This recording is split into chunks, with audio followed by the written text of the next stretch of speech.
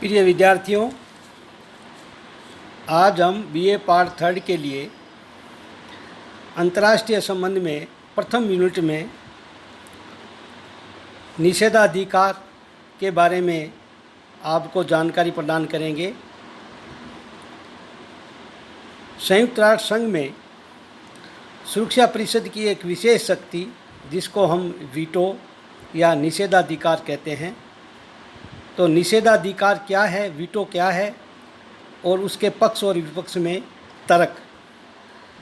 संयुक्त राष्ट्र संघ के चार्टर की धारा 27 में सुरक्षा परिषद में मतदान प्रक्रिया का उल्लेख किया गया है। सुरक्षा परिषद में वीटो अर्थात निषेधाधिकार के प्रयोग का जितना उग्र विवाद उसके चार्टर में किसी अन्य प्रावधान को लेकर नहीं हुआ है। वीटो शब्द का अर्थ है अस्वीकार करना या किसी प्रस्ताव का विरोध करना। वीटो फ्रेंच भाषा का शब्द है। प्राचीन काल में राजतंत्र में फ्रांस में जब कोई राजा के प्रस्ताव का विरोध करता था तो अंग्रेजी में इसका तात्पर्य होता है आई नॉट एग्री देम, मैं आपसे सहमत नहीं हूँ। यहाँ भी वीटो का शाब्दिक अर्थ है अस्वीकार करना या किसी प्रस्ताव का विरोध करना। सुरक्षा परिषद के संदर्भ में जब इस शब्द का प्रयोग किया जाता है तो इसका विशिष्ट अर्थ होता है। वीटो प्रयोग के विवाद को समझने से पहले सुरक्षा परिषद की मतदान प्रक्रिया को समझना आवश्यक है। सुरक्षा परिषद में मतदान प्रक्रिया में प्रक्रिया संबंधी विषयों में निर्णय लेने के लिए सुरक्षा परिषद के सदस्य 15 में से 9 सदस्यों के स्वीकारात्मक मत से निर्णय लेते हैं। इसके अतिरिक्त सब विषय सारवान या सब्सटेंटिव समझे जाते हैं या उन्हें महत्वपूर्ण विषय कहते हैं।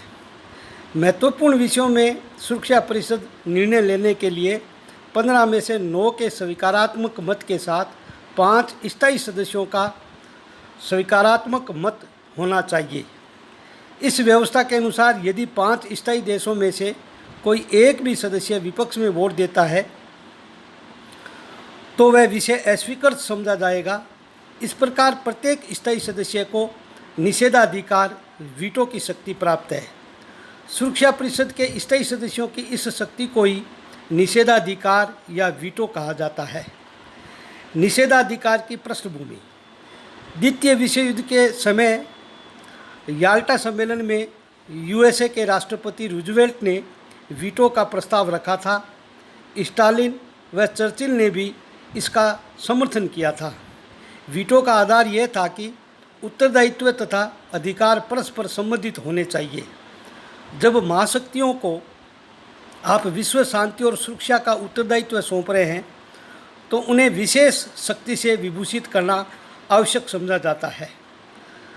अब तक निषेधाधिकार का प्रयोग सर्वप्रथम सोवियत संघ ने पहली बार 16 फरवरी 1946 को वीटो प्रयोग किया था। संयुक्त राष्ट्र संघ की स्थापना के बाद सोवियत संघ ने 132 बार, अमेरिका ने 83 बार, ब्रिटेन ने 32 बार, फ्रांस ने 18 बार तथा चीन ने 9 बार वीटो का प्रयोग किया है। संयुक्त राष्ट्र के चार्टर में वीटो शब्द का कहीं भी प्रयोग नहीं किया गया है। अब हम निषेधाधिकार के विपक्ष में तर्क देंगे या उसकी आलोचना जो की जाती है उसके बारे में आपको जानकारी देंगे। अंतर्राष्ट्रीय राजनीति के अनेक विद्वानों ने वीटो व्यवस्था की आलोचना की है। आलोचकों के अनुसार सुरक्षा परिषद अपने सामूहिक सुरक्षा कार्य में असफल हो गई है और इस असफलता का प्रमुख कारण निषेधाधिकार का प्रयोग एवं दुरुपयोग है। पामर तथा प्रंकिस के अनुसार किसी भी बात ने संयुक्त राष्ट्र संघ में लोक विश्वास को कम करने में उतना योगदान नहीं दिया है जितना कि वीटो के बार बार प्रयोग अथवा दुरुपयोग ने। डब्ल्यू आर्नोल्ड फास्टर के अनुसार वीटो का भय संपूर्ण व्यवस्था पर छाया हुआ है। ऐसी व्यवस्था के रक्त में ही पक्षाघात या लकवा के गुण है।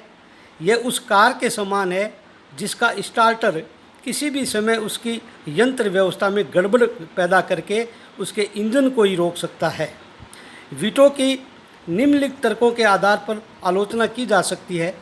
सर्वप्रथम वीटो समानता के सिद्धांत के विरुद्ध है।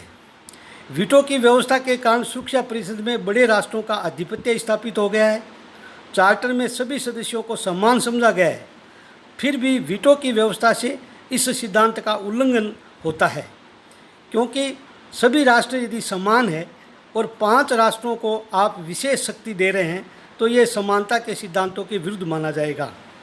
अंतर्राष्ट्रीय जनमत की अवहेलना। वीटो के प्रयोग से सुरक्षा परिषद के 5 स्थायी देश यूएनओ के अन्य सदस्य राष्ट्र के बहुमत के निर्णय को बदल सकते हैं। इससे अंतर्राष्ट्रीय जनमत का उल्लंघन माना जाता है। तीसरा बिंदु है निरंकुशता का प्रतीक। सुरक्षा परिषद में 5 बड़ी महाशक्तियों की निरंकुशता स्थापित हो गई है। इस व्यवस्था से वह छोटे छोटे राष्ट्रों को वीटो का भय दिखाकर ब्लैकमेल, दबाव व शोषण की चालें चल सकती है।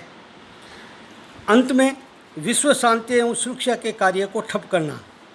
विश्व के किसी भी भाग में तनाव एवं युद्ध की स्थिति पैदा होने पर सुरक्षा परिषद कोई भी कार्रवाई करने में प्रस्ताव पर किसी भी एक सदस्य की सनक या हठधर्मिता से विश्व शांति एवं सुरक्षा स्थापित करने का कार्य ठप पड़ सकता है।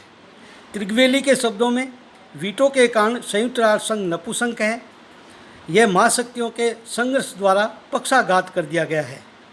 सुरक्षा परिषद में स्थायी सदस्यों की वीटो पावर के आलोचकों का कहना है कि यह व्यवस्था समाप्त होने से बहुमत से निर्णय ले सकेंगे।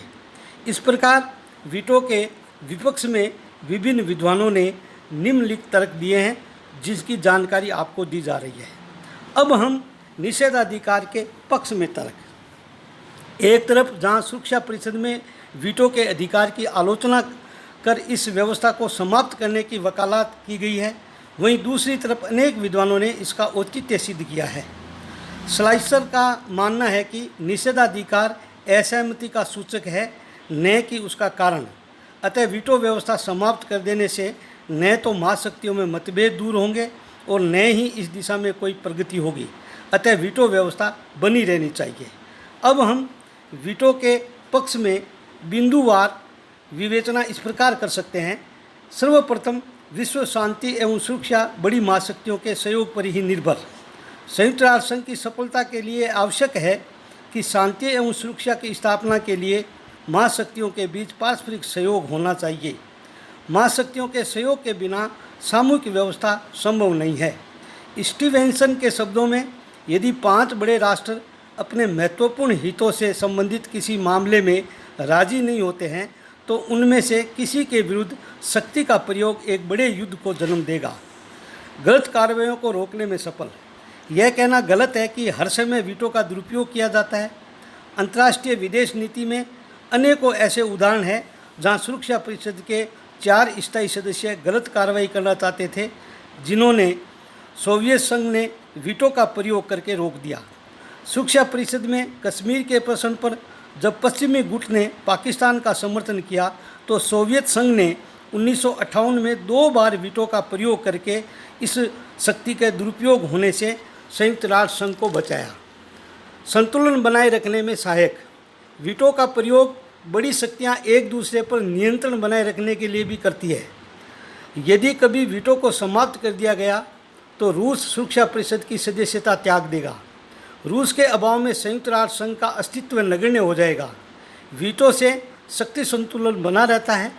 पंडित जवाहरलाल नेहरू कहा करते थे कि संयुक्त राष्ट्र संघ बिल्कुल नहीं होने से तो लंगड़ा संयुक्त राष्ट्र संघ ही अच्छा है।